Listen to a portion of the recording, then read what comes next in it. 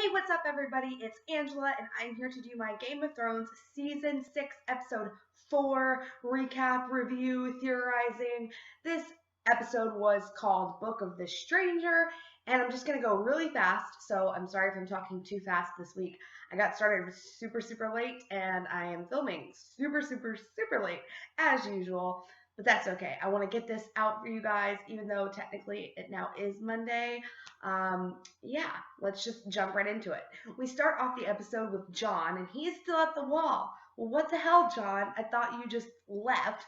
But no, apparently he decided to stick around. He's got to, pack up his stuff, get his direwolf maybe, and he can be on his way. But he is talking to Ed, and Ed is asking where he's going. He said, I'm going south to get warm. And Ed is really pissed off because he still considers Jon a part of the watch. He said, you took this vow until death, and Jon is like, dude, did you forget what happened to me?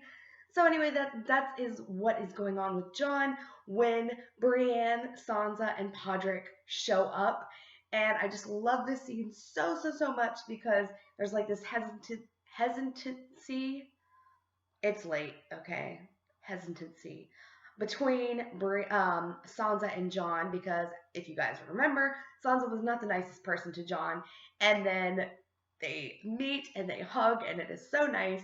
And apparently, you can cover everything that has happened to you in the time you've been apart in just a few minutes, because we jump to the next scene and they're, talking about what has been happening. And I'm like, dude, you've already covered all of this information. Way to cover it off screen so we didn't see it, because that would have taken forever. Unlike not covering Jon laying dead on a slab for 2 episodes off screen, because if you guys have not seen that SNL skit, I really recommend it, even though I don't like SNL anymore because it's not that funny anymore, but that is a good one with Jon Snow being resurrected. Okay, sorry about the random tangent.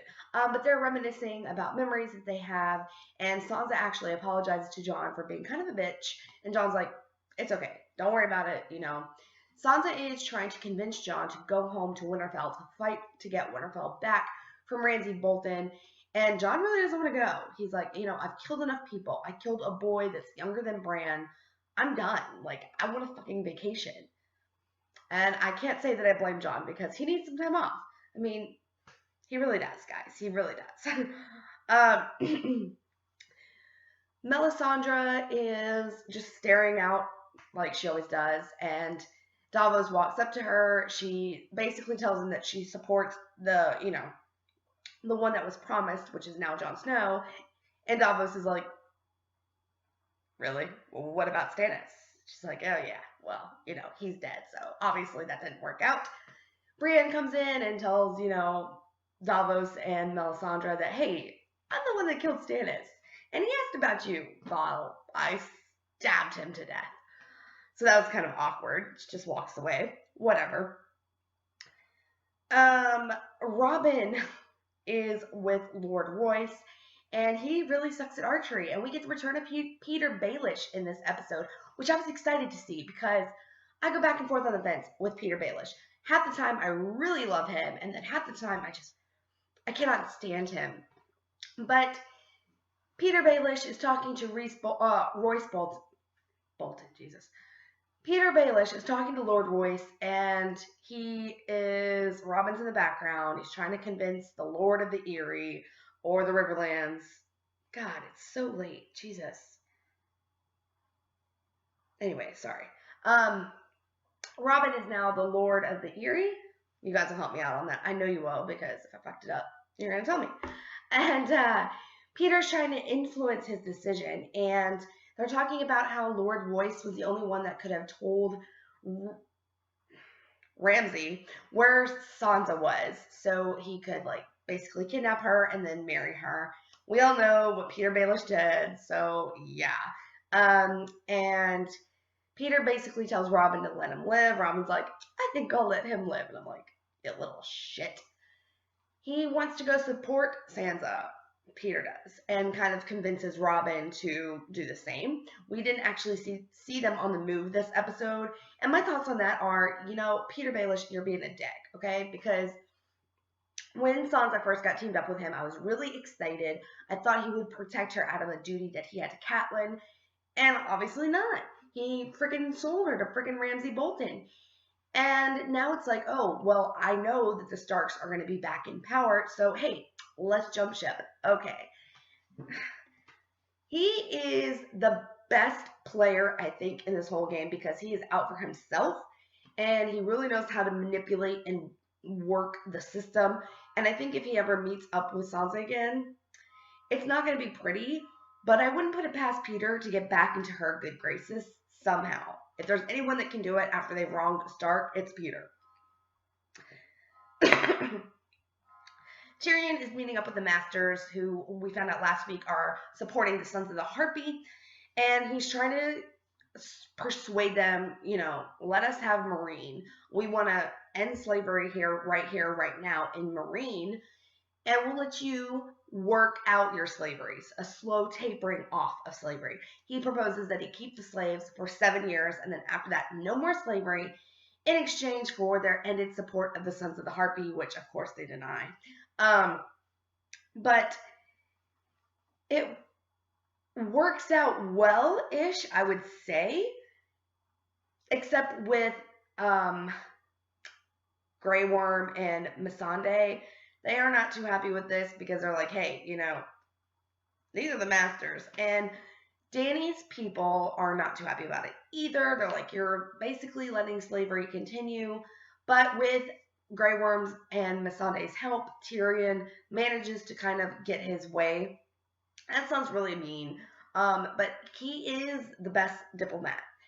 I think that him and Varys can do amazing things together, and I was really excited to see him working politics. He was like, Dany left me in charge. This is how it's going to be done. You guys need to trust my opinion. I know what I'm doing here, and it really looks like he does. So far, we have a peaceful Meereen for right now. I want to say that the Masters will continue because they can keep slavery for another 7 years. And it doesn't look like Dany is really going to be focused on Meereen for the later part of this season. So we will get to that in a minute. Okay. Dario and I'm forgetting everybody's names tonight, you guys. Dario and Jorah go questing together to rescue Dany, who is now being held at Vastal Thrak. And Dario pulled a big no-no, in my opinion. He basically called Jorah old, and I'm like, that's not okay, because I love Jorah, and I want him and Dany to be together, but Dario's like, no, that's not going to happen. She was a lot for me, and she'll be way too much for you. Dario winds up seeing Jorah's grayscale, and Jorah's like, don't worry, I didn't get on you. And they're going into Vastal Thrak. Jorah takes off all his weapons, but smart Dario hides one in his big, poofy, giant sleeves. I don't know why you would need that, but hey, it saves their lives later, so that's okay.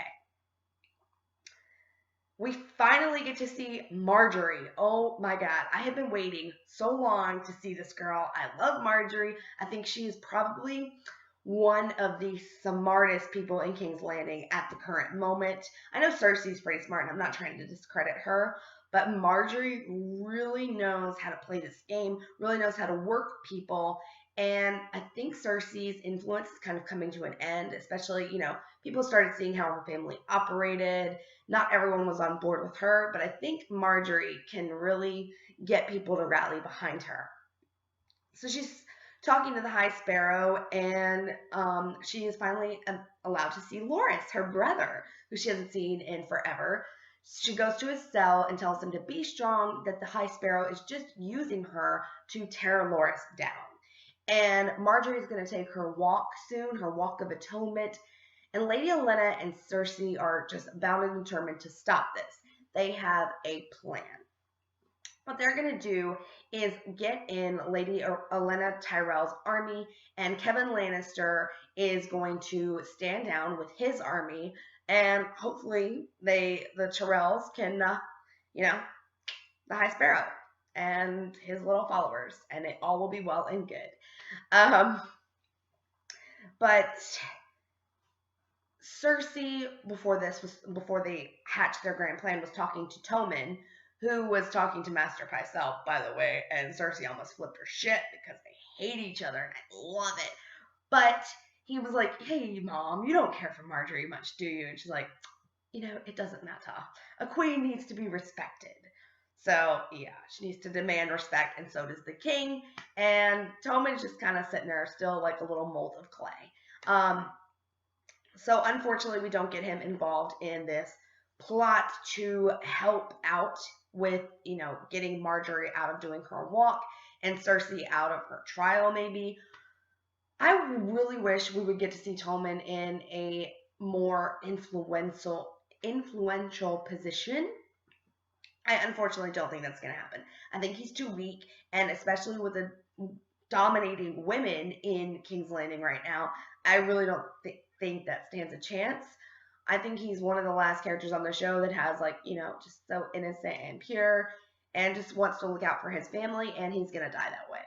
I would love it if he would get involved, though. That's just me. Like, something just push him over the edge. Maybe if Cersei had a trial by combat, okay, and she loses, obviously she wouldn't die before Tommen. That's just, that wouldn't fulfill the prophecy.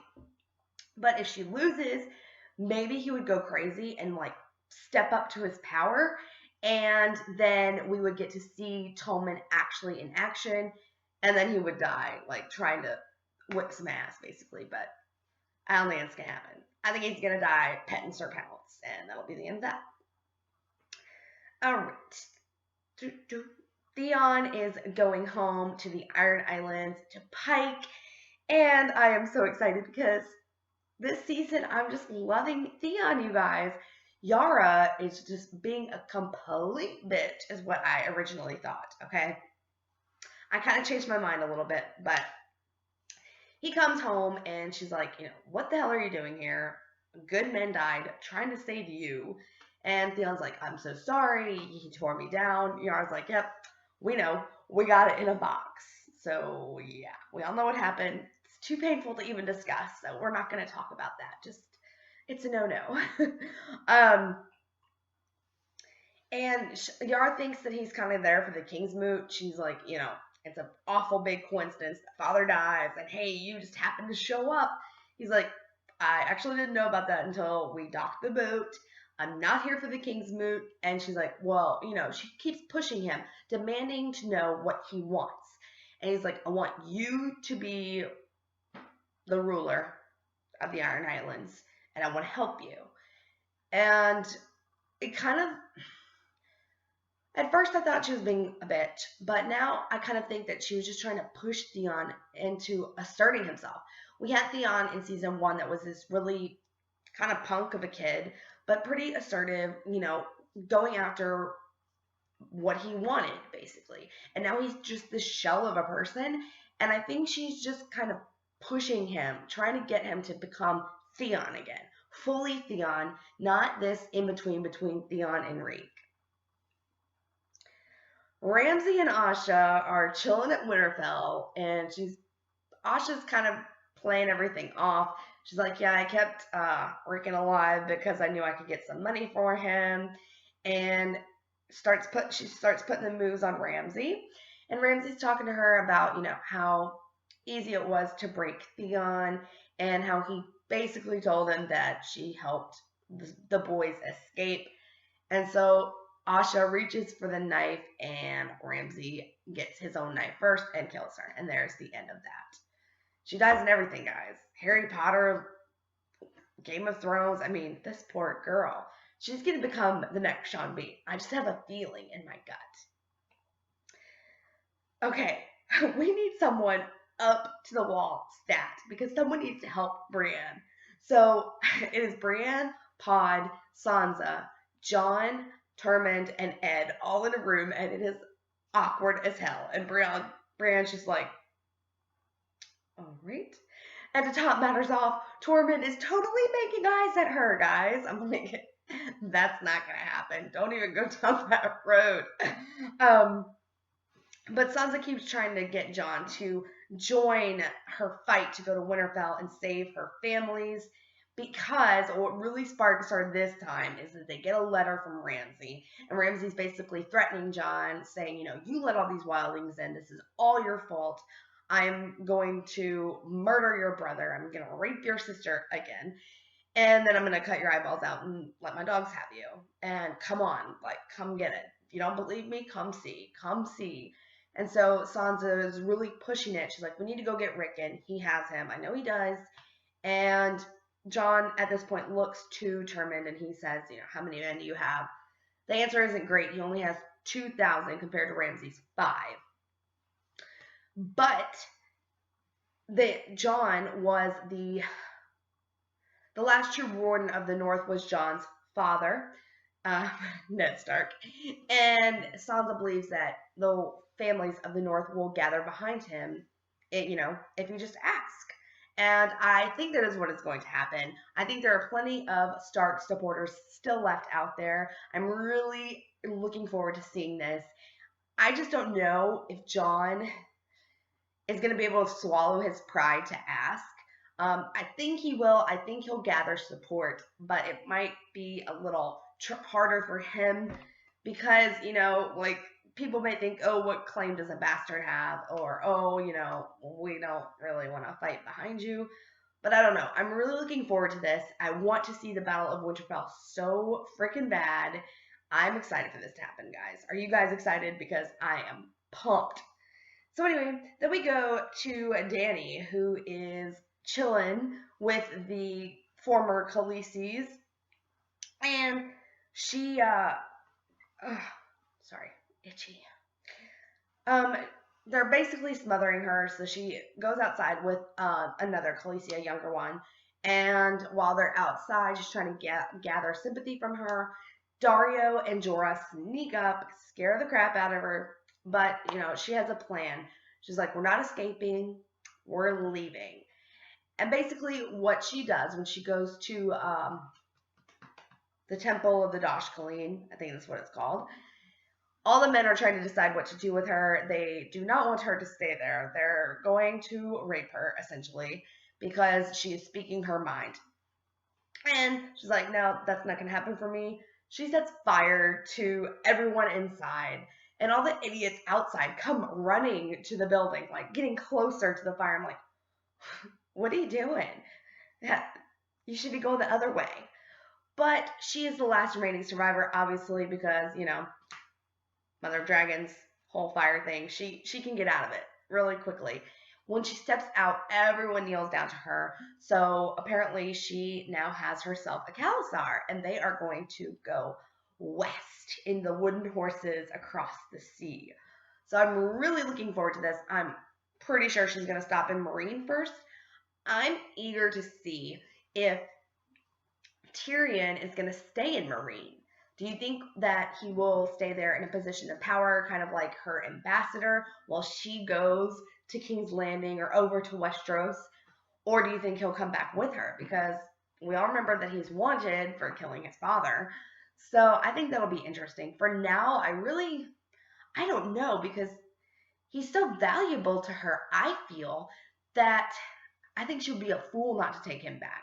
But at the same time, she needs somebody to stay in Meereen to keep everything established. I'm not sure. I guess we'll see at the end of season 6, because I think that is how season 6 is going to end, with Dany going across the sea and trying to, gain support and get the Iron Throne in Westeros. So that is it for this episode. Let me know what you guys thought of it down in the comments below. As always, thank you guys so much for watching, and I will see you next time. Bye.